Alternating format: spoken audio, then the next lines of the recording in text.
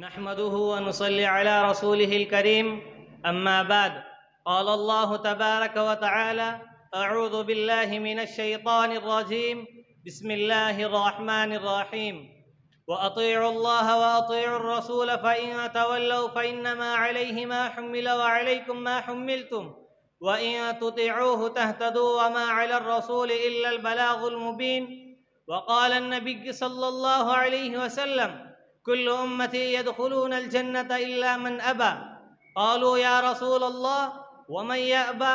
قال من أطاعني دخل الجنة ومن عصاني فقد أبى.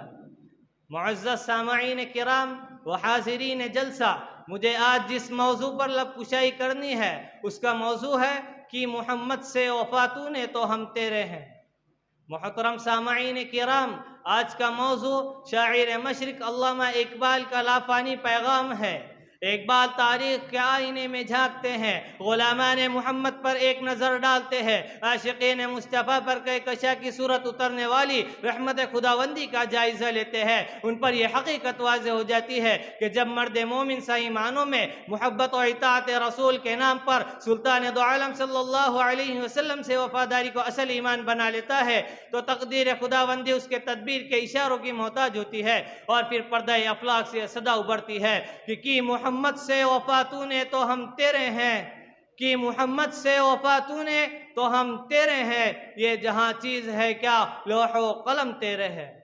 محترم حضرات، محبوب خدا صلی اللہ علیہ وسلم سے وفاداری کا اعلان صرف لفظوں کا اظہار نہیں بلکہ یہ تو عمل کی میزان ہے. یہ محض زبانی اقرار نہیں بلکہ جانی و مالی اثار ہے. یہ صرف ایک نعرہ نہیں بلکہ خون کی دھاروں پر چلنے کا نام ہے. یہ ریاکاری یا مصلحت نہیں بلکہ عشق مصطفیٰ کے نام پر خاک و خون میں غسل کرنے کا نام ہے. یہ محض تقریر کے ساحر نہیں بلکہ شمع انوار مصطفی پر پروانہ وار نثار ہونے کی جلوہ گری ہے. حاضرین محترم، ہم چند لمحوں کے لیے ماضی میں کھو جاتے ہیں کہ ہمارے اسلاف نے رسول اللہ صلی اللہ علیہ وسلم سے وفاداری کے نام پر کیا کیا. ماضی کے گلشن ایمان میں کہیں سیدنا بلال کے کوڑے کھا کر رسالت میں آپ کی گواہی دینے کی آوازیں آتی ہے، کہیں حضرت عمار بن یاسر کے کانٹوں پر گھسیٹے جانے کی صدائی سنائی دیتی ہے، کہیں سلمان فارسی کی زنجیروں کی جھنکار سنائی دیتی ہے، کہیں صہیب رومی کے زخمی جسم کے قطرے توحید اور رسالت کی گواہی دیتے نظر آتے ہیں، کہیں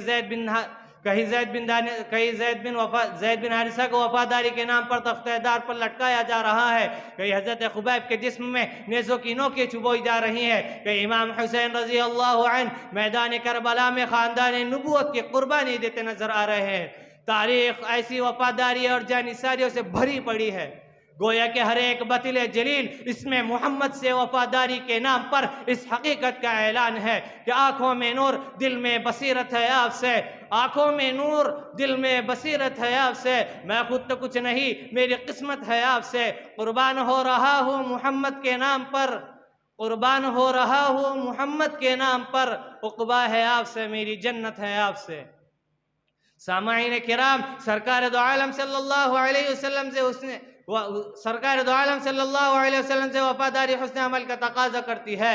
ارشاد خداوندی ہے من یطع الرسول فقد اطاع اللہ، یعنی جس نے رسول کی اطاعت کی گویا اس نے اللہ کی اطاعت کی، گویا اطاعت رسول اطاعت خداوندی ہے.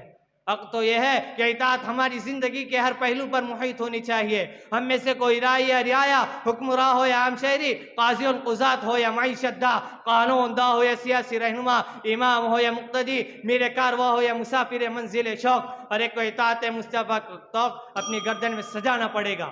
سن لیجئے کہ آج ہم حالات کی ٹھوکریں کھا رہے ہیں، وقت ہمارا دشمن ہے، اغیار نے اسلام دشمنی کے سلسلے میں سمجھوتا کر لیا ہے، زندگی کی تیز دھوپ نے ہمارے پاؤں جھلسا دیے ہیں، چشم فلک ہماری ذلت کا تماشا دیکھ رہی ہے. اس کا سبب یہ ہے کہ ہم نے اطاعت رسول اور ناموس مصطفیٰ سے وفاداری کے لیے صرف گفتار کا سہارا لیا.